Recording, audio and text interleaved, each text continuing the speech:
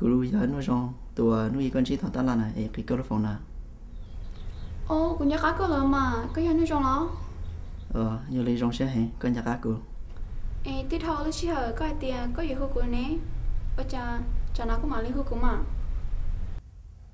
cái này cô chỉ tao còn ít việc mà lấy con này ô liền cô lại đá cái xương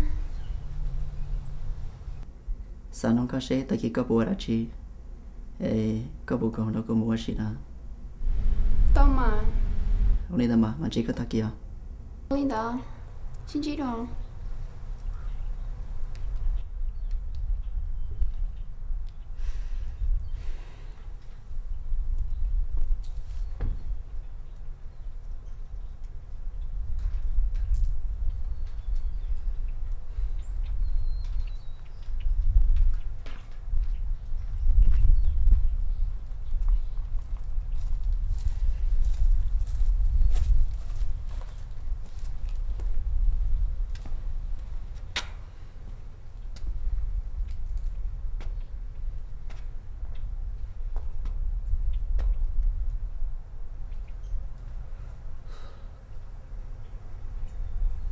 cô bỏ lại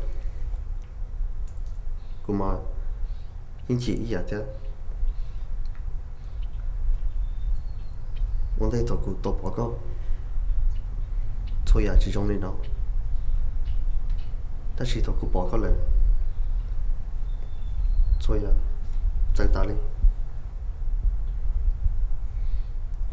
cô bảo tiền cái này thế cái này người ta tàu ra chi ta chỉ cô xài tiền chứ phụ nữ trong trang giờ ưu phép lên non để mừng lại nữa cái yếu từ từ xé cô xài trong gầu cái tí giờ ít này trong thiên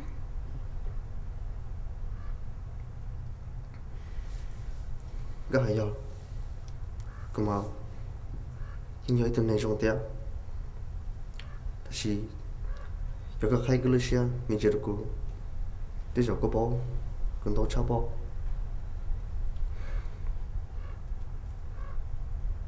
cái này ít chỉ gió xả gió tay nào rồi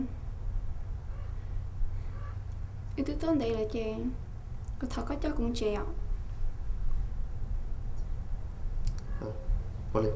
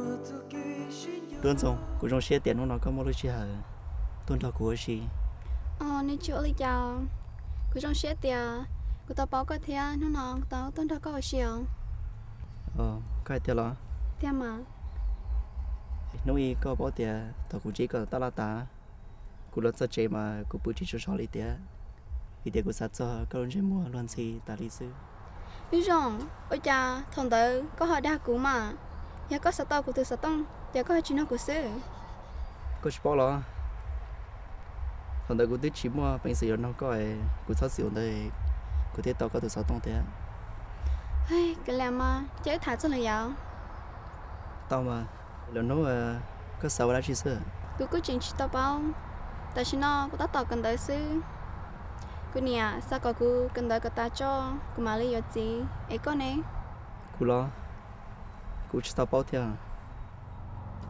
có bao na cú sa tia cú theo tao cú tụt lúc là ấy nè lên từ mà sa tia tao có bao nó quay sao có sao mà có thêm mà thiệt mà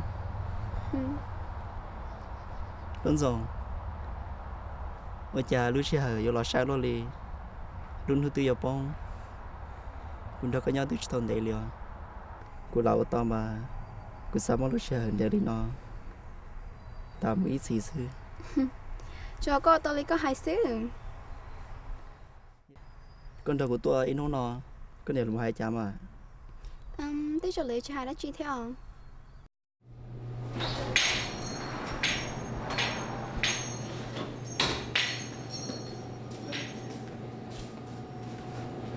để họ cà phê không? Được cà phê đó. Dạ. Được rồi. Thế có sao?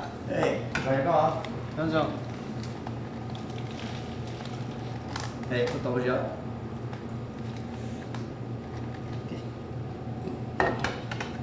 Một chỗ. Không để lại tôi xin chị. Nhớ lại chào được Một gì sao? Có à? nhớ lại tôi sẽ là. Bây giờ có lọt xong rồi, có chuyện hút thêm của bố liền. À, tôi lo tôi lý nó, tôi chỉ tôi không sao. Siêu đi cha. Giờ lên tới có thể cần tới tiền lại lo. Cái ta mà. Trong hẹn có cái mua đó chị. Của cái ta business à?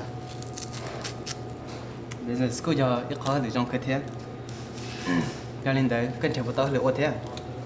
Của chết tôi ít rồi mấy sao? Giờ của tôi đi họp bên trong nó sao? Không lừa cho nó mà chỉ nó cái thế. Giờ là mà lúc giờ nó nỉ mê để xin nó mua này trong cái thế. Ấy con này, có bao nhiêu sao?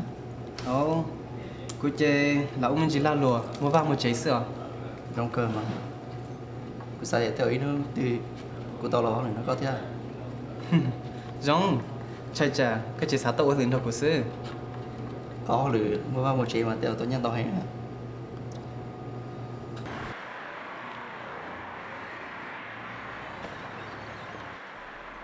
cái là họ lỡ lo cái tôi đã chỉ nó nè cái này hay thấy cậu của tôi to con cái gì tôi muốn thì tôi